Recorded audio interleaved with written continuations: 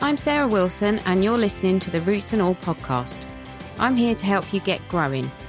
Join me as I explore everything plant related both indoors and out and provide the information you need to create your perfect green environment.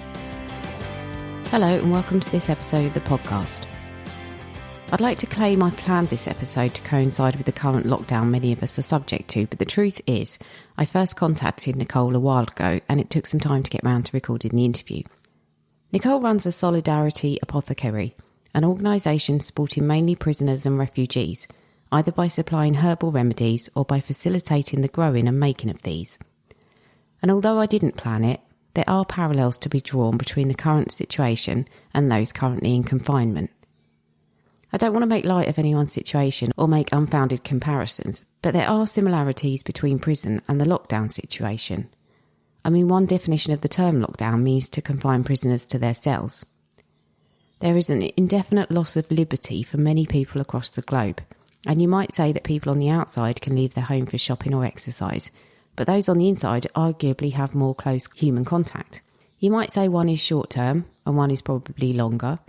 One group may have more privileges than the other, and you might even say one is deserved whilst the other is undeserved, depending on your view of our prison systems. But one thing is certain, mental and physical health can suffer when we detach from nature and each other. The episode starts with Nicole introducing herself and her work. So I'm Nicole Rose, and I have a project called the Solidarity Apothecary, and the kind of mission of the project is to support what I call revolutionary struggles, so different campaigns and movements and groups of people working for social change in different ways, as well as communities with plant medicines, and the purpose being to kind of strengthen collective autonomy, so communities having more skills and agency to be able to meet their own health needs, self-defense and resilience to climate change, capitalism and state violence.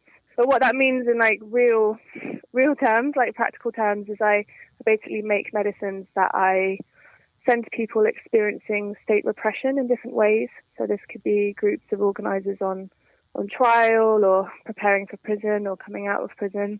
And I also have a book called The Prisoner's Herbal, which is a book about plant medicines and how to use them in prison, based on literally what you can find in a prison courtyard, which is based on my own time in prison when I was younger, like 10 years ago, and I've been sending that to prisoners around the world. I think it's got to about 700 prisoners now.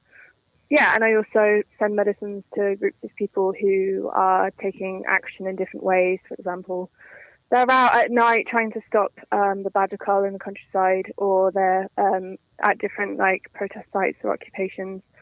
And then the last kind of string to the bow is I go out to northern France once a month for a week with a group called Herbalists Without Borders, and we support the refugees and migrants living in the region with herbal medicines and first aid. So it's mostly like upper respiratory viral conditions. So we give them cough syrup and chest rub and, you know, things that actually really help alleviate those kind of symptoms. And we also triage and work with the local doctors. So we take a lot of people to hospital and the clinic and bandage people up and all sorts of stuff. But so that's the kind of gist of my work. You mentioned obviously your time in prison. Is that what sparked you to start the project? Yes. So I actually first learnt about herbal medicine when I was in prison. I did a distance learning course, and I worked in the prison gardens, and it was kind of my first access to land. You know, I'd kind of grown up on income support and not had access particularly to nice gardens or any aspect of horticulture before prison. And and in there's so much intense like medical neglect, and obviously you're incredibly isolated and separated from the people you love outside and from the land. So being able to know like who these little plants are that are like popping up in the courtyard was really empowering for me, and totally changed the course of my life. So what are the aims of the project for the people who might be in difficult situations? What do you hope that they can get out of this? So I often say that sometimes posting a box of like herbal medicines, so that might be a particular blend to support the nervous system, or if someone's going through a trial, it might be immune system support. Like, it's as much the medicine on their body as it is the feeling of being supported. And having been through years of state repression with the campaign that I was involved in, I know how important it is to have that kind of defendant solidarity. So the kind of aim is the project to support people's bodies, like withstand this kind of trauma, but also to help them feel like supported in different ways. So yeah, and I think it's been quite effective. Like lots of the defendants that I've supported over the last couple of years have like really appreciated what I've sent, or they haven't got sick, they haven't got worse because of the stress they're under. And I think it's also a way to, like we live in such a alienated culture where most people can't recognize even like 10 basic plants growing in their area, right? So it's like it's kind of serving multiple functions, to use a kind of permaculture phrase. So they're being supported by plant medicine, and they're also having that interest kind of perked up in plant medicine, and then they're getting more interested in plants in general. And then once you have a relationship with plants, you are like, your whole existence has changed, right? Like you don't feel alone as much because they're just everywhere. And yeah, it just feels like life's more of an adventure because there's so much to learn. And I don't know how you felt with horticulture, but that's definitely been my feeling with plants. It's very life-changing. Yeah, it is. And I think it's the kind of consistency of them as well. Mm-hmm. They're kind of there year after year, even though they don't always behave in the ways that we might expect. It's just that sort of feeling of, you've been through a long dark winter, and then, but something's going to pop up, and then it's just a cycle. It kind of keeps you grounded to a degree. Yeah, definitely. So you grow plants, obviously, and you send out medicines to people, and you also teach people through your book how to make the medicines themselves. Which usually comes first? Is there a pattern to that? I mean, they're all interlinked. Like, I wouldn't be able to do this project if I had to buy herbs from all around the world, for example. Like, for me, kind of grassroots herbalism is about using your local plants and trying to build that resilience locally.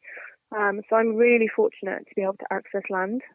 Thankfully, my mum remarried when I was older to someone that had a bit more financial resources than we ever did. And so I kind of live on this amazing smallholding, and it's just completely changed my life and enabled me to grow hundreds of plants. And so I have a rule in my life, which is like make medicine every day. So every day I have to do something, whether it's harvesting nettles and drying them, or making tinctures or syrups or something more complicated. But the kind of commitment is there's always some form of medicine out there, and it's like a daily practice for me to work with that. So I kind of build up my little stock of things, and then throughout the year I'm also posting and sending that out to different people. Obviously everything's changed with the virus a little bit in terms of demand. It's escalated so much, like the kind of demand for herbal medicine. And yeah, the kind of time is now really for herbal solidarity more than ever before. Yeah, definitely. So obviously you're probably sending out lots of a certain type of thing at the moment, but in general, what are some of the most popular remedies? So it's funny because a lot of people that are on trial or experiencing state repression, they're often of a certain sort of constitution, like quite, like quite high energy, quite driven. So the kind of blends that I recommend for people tend to be a bit more cooling. I don't know if this makes any sense, but this is kind of herbal language. But so one of the blends I make is called Braveheart blend, and it's a mixture of rose, hawthorn, berry, and lemon balm. And all of these plants are quite cooling, so they're very good for people that are kind of like hot and stressed and have these kind of heat patterns. And I also make a lot of things that don't contain alcohol. So I work with glycerin a lot, and I also dry a lot of herbs. I make a kind of heavy heart tea blend, which has got rose again, skullcap, which is quite a strong kind of sedative, nervine, hawthorn flowers, and lemon balm. And again, that sort of tea just like really brings you down at the end of the day. So it's more for that kind of like excitability and nervousness than it is for someone who's depressed. If someone is kind of more like low, then you would want to give them plants that are a bit more kind of warming and uplifting, like things like St. John's wort. But there's always a fine line between plants that are kind of like very safe and plants that need a little bit more thinking about, or you need to know if people are on other medications, stuff like that. So I try and be really clear about what I'm sending. I send like a little information sheet with them about when is it appropriate to use them and any kind of contraindications. And then I really send a lot of immune system support. So, I make like masses of elderberry syrup and rosehip syrup. And you may have heard of like fire cider vinegar. It's kind of apple cider vinegar infused with chilies and garlic and onions. And it's like a really fantastic kind of support for the immune system, like helps really empty the sinuses out when you're congested. It's very old, like traditional remedy. It's very cheap as well, and people can make it with stuff in their kitchen. So yeah, those are the kind of things I focus on. Yeah, I didn't actually understand about the cooling and the kind of warming or heating properties of different things until I read your book. And I think it is worth mentioning your book, because if people go and buy a copy of that, am I right in thinking that another copy gets donated to someone who might need it? Yeah, so it's like a completely regenerative project in the sense that, every time someone buys a copy of The Prison's Herbal or Overcoming Burnout, which is my other book, all of that money gets spent on, sending free books to prisoners, which is really important to me because obviously most prisoners couldn't afford to buy a book. We do have some family members that will buy a book for their loved one inside, but generally I like to donate them wherever possible. Yeah, I think that's brilliant. So you sort of touched briefly on the idea of the benefits of prisoners connecting with nature, and I'm talking about prisoners specifically. How much opportunity would people have to engage with the natural world and healing plants whilst they are in prison? Good question. So it's so varied, and unfortunately it's probably very changing right at this moment with the pandemic. But lots of prisons do have gardens, do have garden schemes, have big horticulture projects with training polytunnels, and prisoners can get qualifications and stuff. So that's like one end of the spectrum.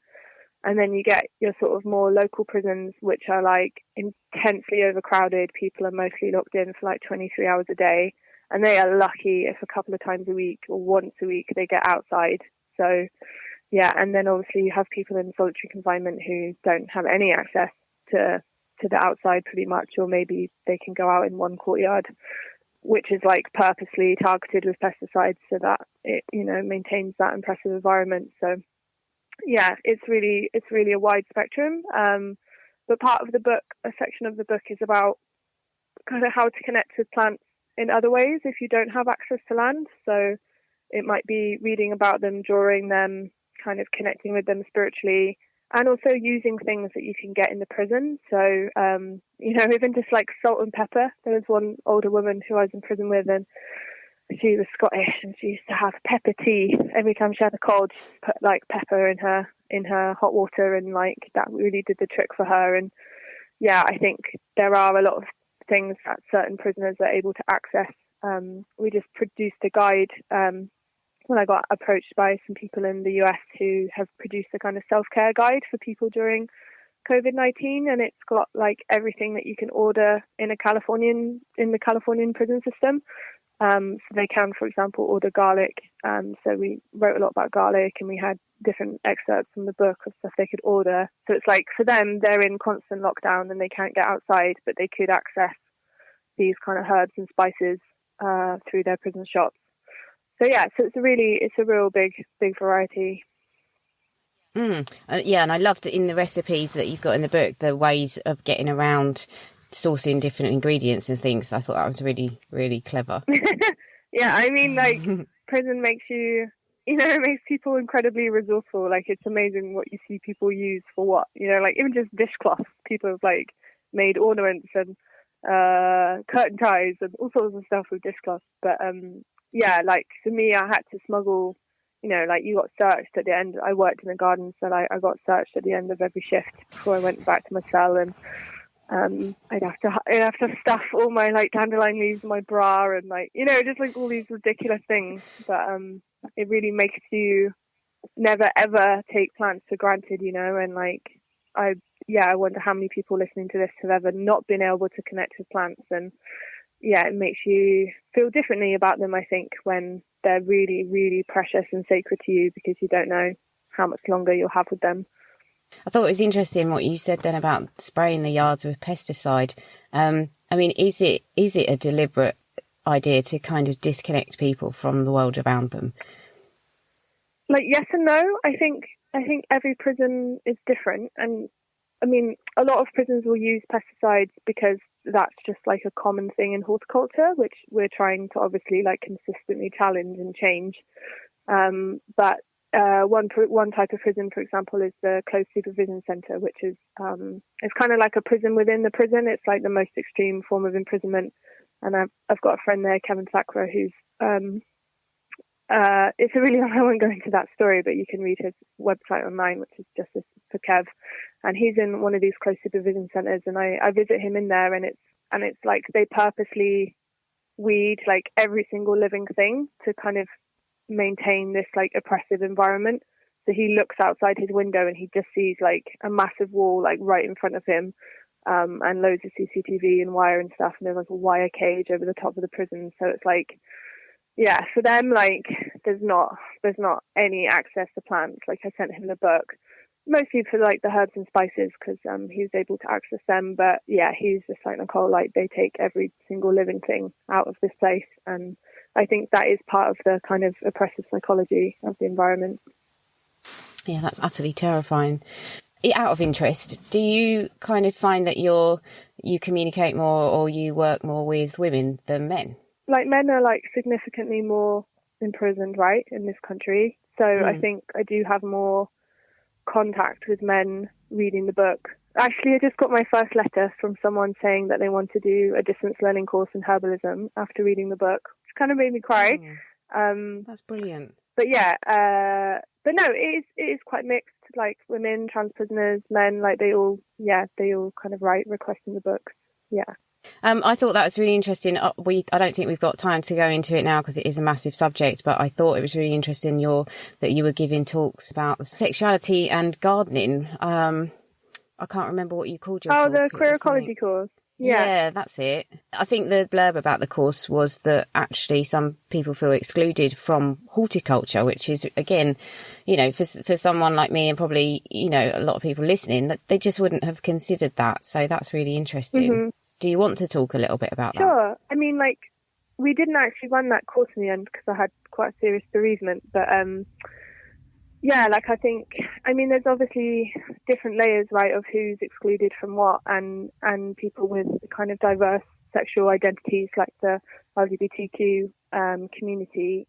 Yeah, it does feel like quite a kind of heterosexual middle-class world sometimes, right, horticulture. So I think creating opportunities for people where that's kind of not the main worldview is really empowering. And, you know, the same kind of racially, there's like a really amazing crew called Land in Our Name, and they're a group of Black and people of colour who are kind of organising for access to land and kind of Black-owned farms and stuff in the UK. So I'd recommend people checking out their work. But yeah, also part of the queer ecology thing is looking at how we've kind of like gendered plants in this kind of heteronormative way of this is the male part, this is the female part, whereas actually sexual reproduction in plants is so much more complicated, and that's really empowering for people because, you know, like for me, it's, you know, I'm bisexual, but like it's really empowering when you hear that, oh, deer are bisexual, or dolphins have like lesbian relationships, or, you know, it's like really like mind blowing when you know that also in the kind of natural world, plants and animals are, yeah, they're totally queer. They're totally not in this kind of binary model that we're kind of sold in our education. So that was the aim of the course. What can people do to make gardening more inclusive, do you think? Oh, that's a big question. It is, I know. I think to make anything more inclusive, you need to listen to the people that are currently excluded.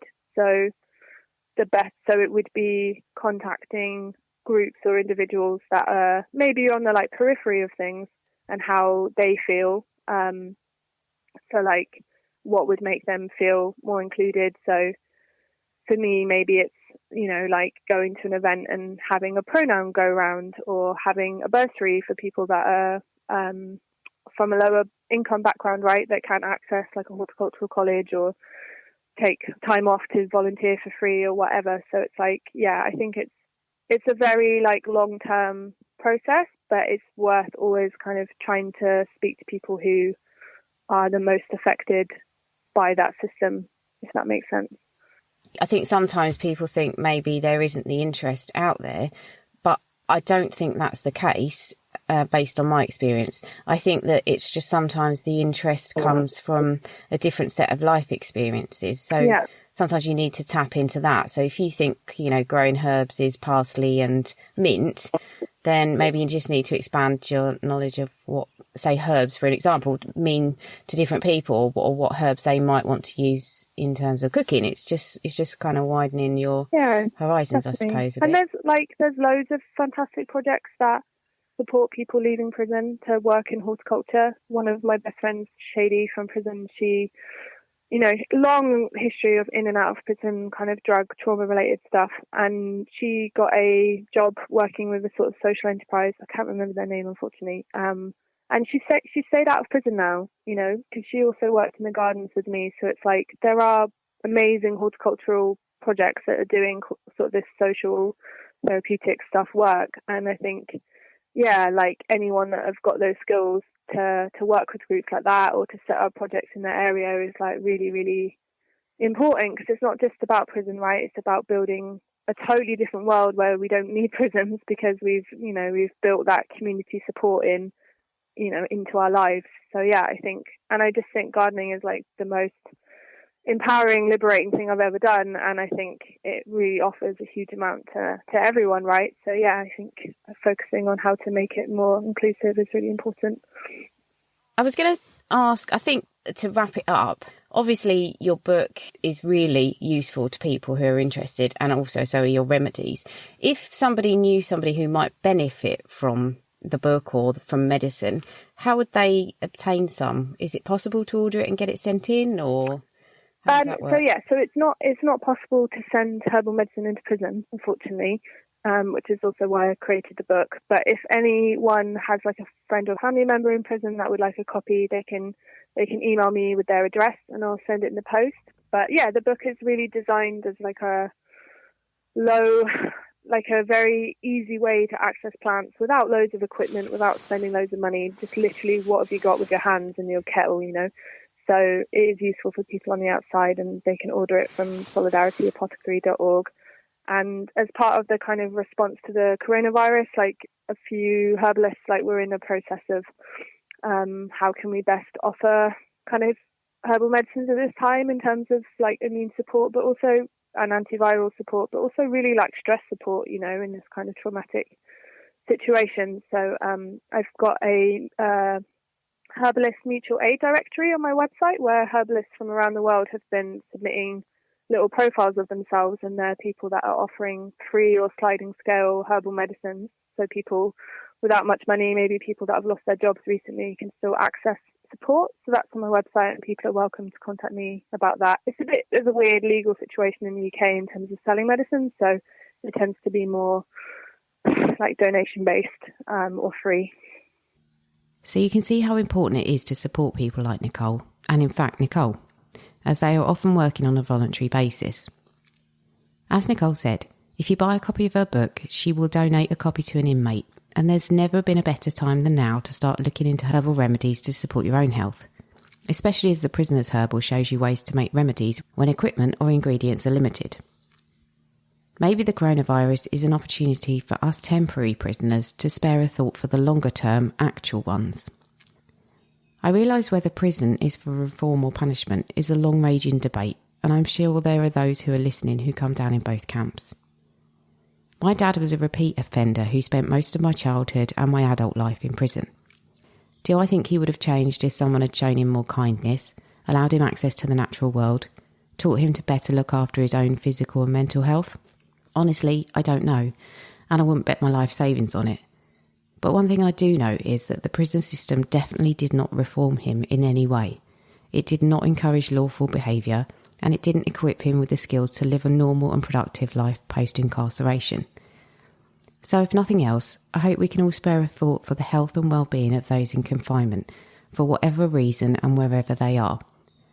As you now know yourself, it's tough to deal with, and so many of us gardeners are thanking our lucky stars for our gardens and access to nature right now.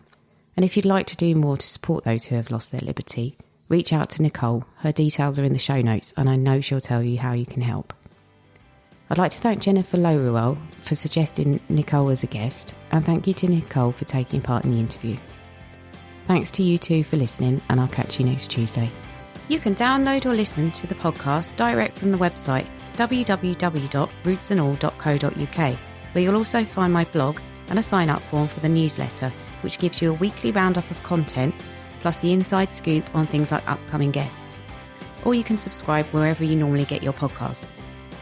Email me with comments and feedback at podcast@rootsandall.co.uk. Follow me on Twitter, Roots and All, Facebook, Roots and All UK, and Instagram, Roots and All Pod.